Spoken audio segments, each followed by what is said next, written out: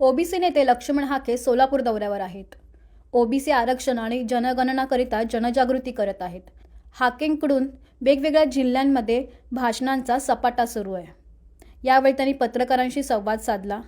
पत्रकारांशी संवाद साधताना मराठा आंदोलक मनोज जरांगे यांच्यावर खालच्या भाषेत त्यांनी टीका केली. मनोज जरांगे यांनी राज्य सरकारमुळे आमचं ओबीसीचं आरक्षण गेल्याचा आरोप हाकेंनी केलाय. पाहूया. 19 मे रोजी महाराष्ट्राच्या मंत्रिमंडळातील ओबीसी संदर्भातील सब कमिटीची बैठक झाली.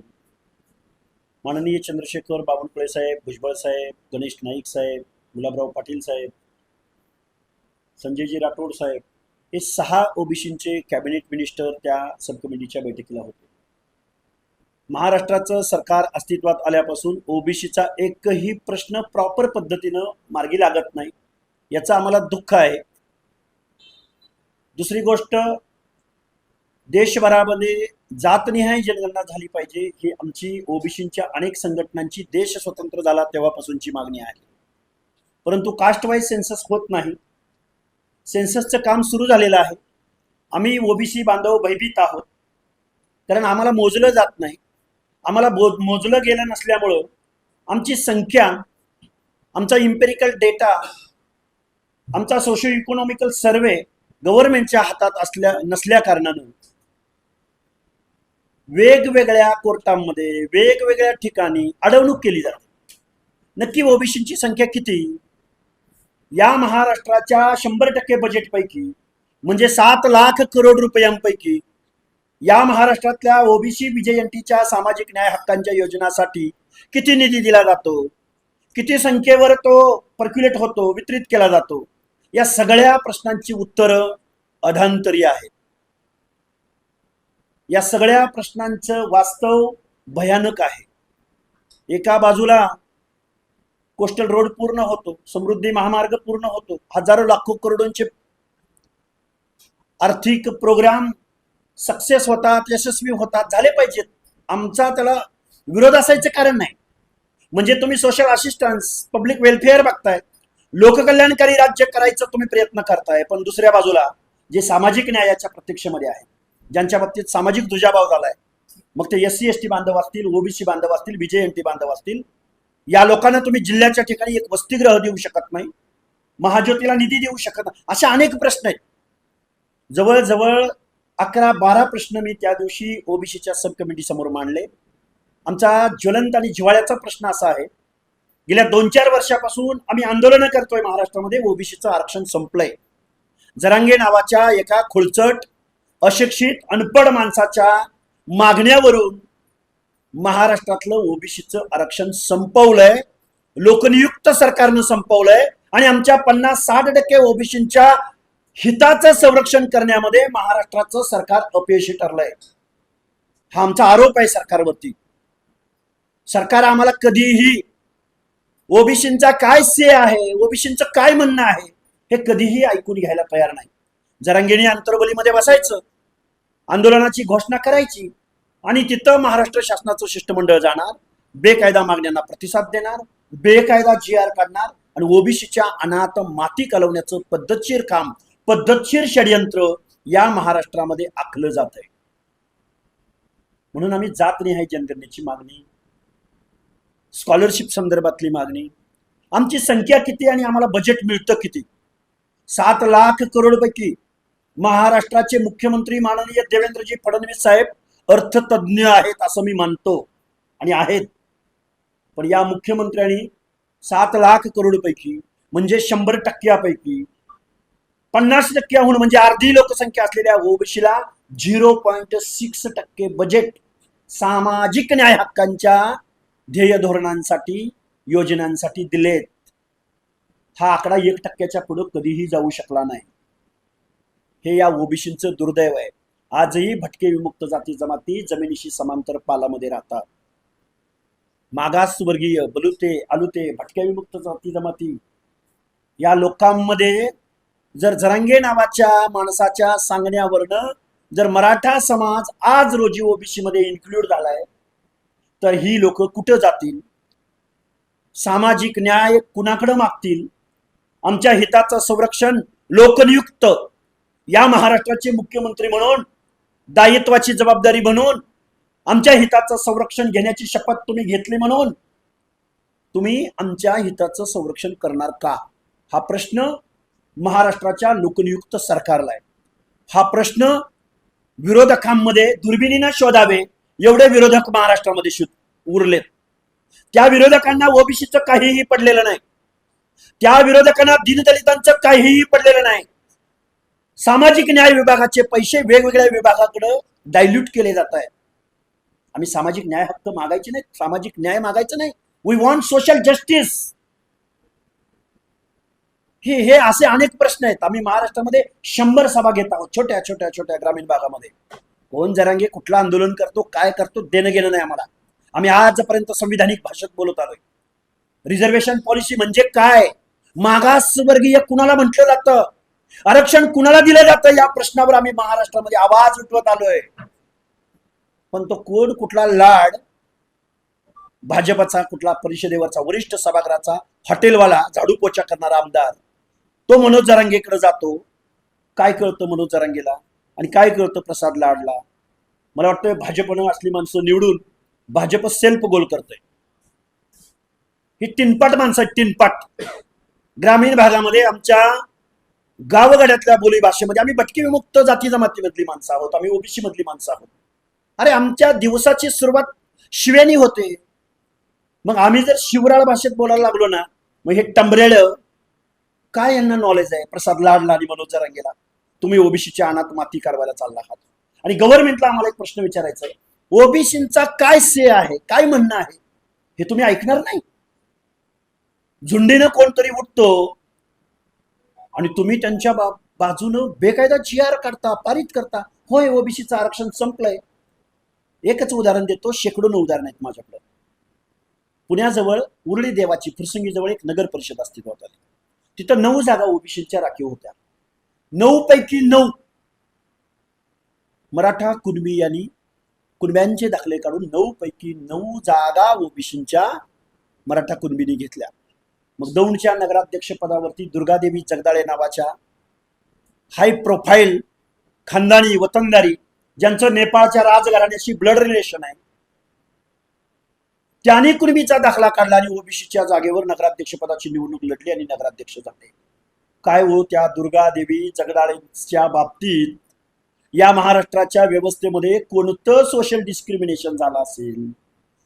दुर्गादेवी जगदाळे, परत आमच्या फलटणच्या सभापती भोसले, काहीतरी शिवांजली भोसले, आमच्या कोल्हापूरच्या महाराणी, कोल्हापूरच्या महापौर रूपराणी निकम, आमच्या साताऱ्याच्या जिल्हा परिषद अध्यक्षा आमदार महेश शिंदेच्या सुविद्य पत्नी डॉक्टर शिंदे यांच्या बाबतीमध्ये, यांच्या जातीच्या बाबतीमध्ये कोणता सामाजिक दुजाभाव महाराष्ट्राच्या गावगाड्यामध्ये समाज व्यवस्थेमध्ये झाला असेल?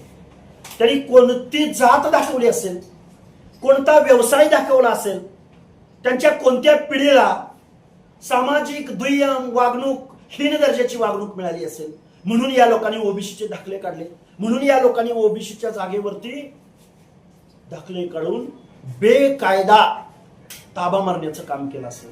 मुख्यमंत्री महोदय, देताय तुम्ही उत्तर आम्हाला या गोष्टींचं? मुख्यमंत्री महोदय, देताय का या प्रश्नांची उत्तर आम्हाला? ओबीसीचं आरक्षण तुम्ही संपवलंय, ही ओबीसीची भावना आहे. खूप काही गोष्टी आहेत बोलता येण्यासारख्या. 100 आम्ही सभा घेतोय महाराष्ट्रामधल्या छोट्या मोठ्या. आम्ही गावगाड्यामध्ये जातो आहोत. मंत्रिमंडळ सब कमिटीचे अध्यक्ष माननीय बावनकुळे साहेब, तुम्ही सब कमिटीच्या आम्ही जे प्रश्न मांडलेले आहेत तुमच्या समोर, ते प्रश्न तुम्ही निर्गमित केलेले आहेत किंवा त्या विभागाला तुम्ही तसे निर्देश दिलेले आहेत. तुम्ही निवडणुकीला सामोरं जात असताना महाराष्ट्रातल्या ओबीसी भटके विमुक्त जात समूहांच्या वेगवेगळ्या जातीच्या महापुरुषांच्या नावानं तुम्ही महामंडळाची घोषणा केली. त्या महामंडळांचे अध्यक्ष कुठे आहेत? त्या महामंडळांना कार्यालय भेटली का? त्या महामंडळांना तुमच्या बजेटमध्ये बजेट भेटलं का? एखादा सचिव भेटला का? एखादा शिपाई भेटला का? आणि मग जर ते भेटले नसतील तर या बांधवांना कसा तुम्ही न्याय देणार आहात? म्हणजे चुनावी जुमला होता तुमचा. ओबीसीचं मतदान हवं होतं तुम्हाला. सत्तेपर्यंत जायला तुम्हाला आमच्या वाड्या वस्त्या तांड्यावरची लोक आठवतात. निवडणुका लागल्या की ओबीसी सेलचे प्रमुख तुम्हाला आठवतात. कोण आहे भाजपचा ओबीसीचा सेल प्रमुख? काय आहे त्याची ओबीसी बद्दलची भूमिका? कोण आहे काँग्रेसचा ओबीसी सेलचा प्रमुख? आज रोजी ओबीसीचं आरक्षण गेले, ओबीसी सेलचे प्रमुख. अरे लाज तुम्हाला त्या पदावरती. अरे लाजा वाटल्या पाहिजेत तुम्हाला. ओबीसीचं आरक्षण संपुष्टात येत असताना तुम्ही ओबीसी सेलच्या प्रमुख पदावर काम करताय, नगरसेवक म्हणून निवडून जाताय. पुण्यामधलं, पिंपरी चिंचवड मधलं, कॉर्पोरेशन मधलं ओबीसीचं आरक्षण संपुष्टात आलंय. कुठल्या भाषेत सांगायचं? कुठं आहे संविधान?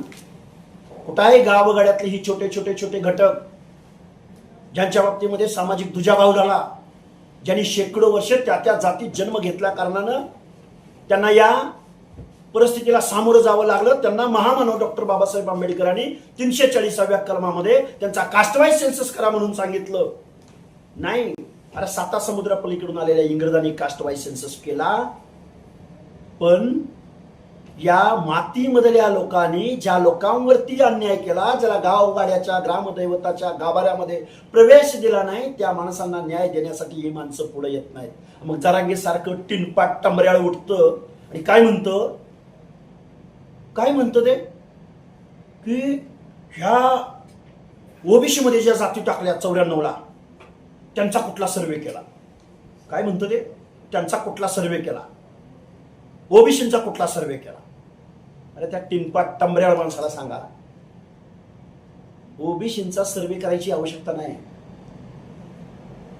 या महाराष्ट्राच्या, या भारत देशाच्या गावगाड्यामध्ये, समाज व्यवस्थेमध्ये नाभिकाला कोणत्या तुझ्या भावाला सामोरं जावं लागलं? परटाला कुठल्या तुझ्या भावाला सामोरं जावं लागलं? पारद्याला कुठल्या तुझ्या भावाला सामोरं जावं लागलं? मेंढपाळाला मेंढ्याचे कळप घेऊन जात येत असताना त्याला कुठल्या तुझ्या भावाला सामोरं जावं लागलं? त्या जातीमध्ये जन्म घेतला म्हणून बेरड, बेडर, रामोशी, बेलदार, वडार या माणसांना कुठल्या सोशल डिस्क्रिमिनेशनला सामोरं जावं लागलं?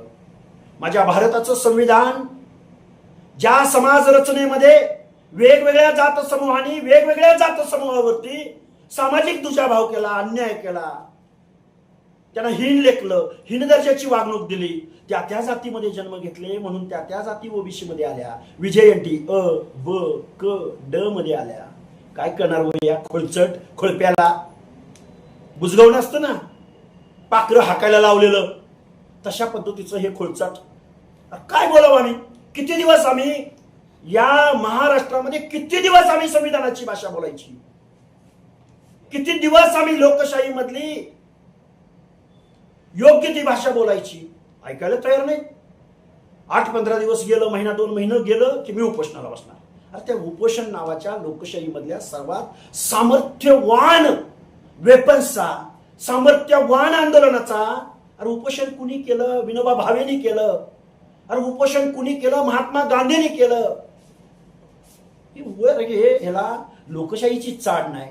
ह्याला आरक्षण कुणाला दिलं जातं? गावगाड्यातल्या दीनदलिताची, गावगाड्यातल्या ओबीसीची चाड नाही. बर, ह्याची जात ओबीसी मध्ये सामील झाल्यानंतर ओबीसीचं झोपडं कसं उद्ध्वस्त होणार आहे यावर या महाराष्ट्रातला एकही नेता, एकही मंत्री, एकही ओबीसीचा नेता बोलायला तयार नाही.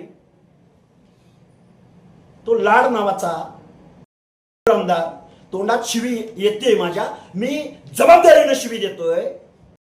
तो त्याचा उद्योग उभा केलाय. तो आमच्या या सगळ्या लोकांची खाऊन देणं तो उद्योग उभा केलाय. तो काय म्हणतो की मनोज दादानं हत्ती अख्खा गेलाय आणि शिपूट राहिलाय. म्हणजे ओबीसीचं आरक्षण सगळं संपलंय, आता शिपूट राहिलाय, तो शेपूट काढायला मी आलोय. म्हणजे तू ओबीसीचं आरक्षण संपवायला आलास? भाजपनं तुला यासाठी पाठवलं? परत म्हणतो मी माझा समाज म्हणून आलो. पहिला आमदारकीचा राजीनामा देन, तुझी काय अक्कल पाजळायची? तू पण बस उपोषणाला. अडवलं तुला कुणी? हे वास्तव आहे. 60% ओबीसींचं हे वास्तव आहे. ओबीसींच्या पोरांना कळतंय. इथली न्याय व्यवस्था सुद्धा सामाजिक न्यायाच्या प्रतीक्षेत असलेल्या दीनदलितांच्या बाबतीत, ओबीसींच्या बाबतीत बेकायदेशीररित्या वक्तव्य करतंय. न्यायालय सुद्धा. अरे जनता सार्वभौम आहे, आम्हाला बोलायचा अधिकार आहे. सन्माननीय चांगल्या न्यायाधीशांचा रिस्पेक्ट करून बोलतो. म्हणे ओबीसी मध्ये जन्माला आला नोकरदार असेल तर त्याच्या पोराला कशाला आरक्षण? या प्रश्नावरती स्वतंत्र 1 तासाची डिबेट होऊ शकते.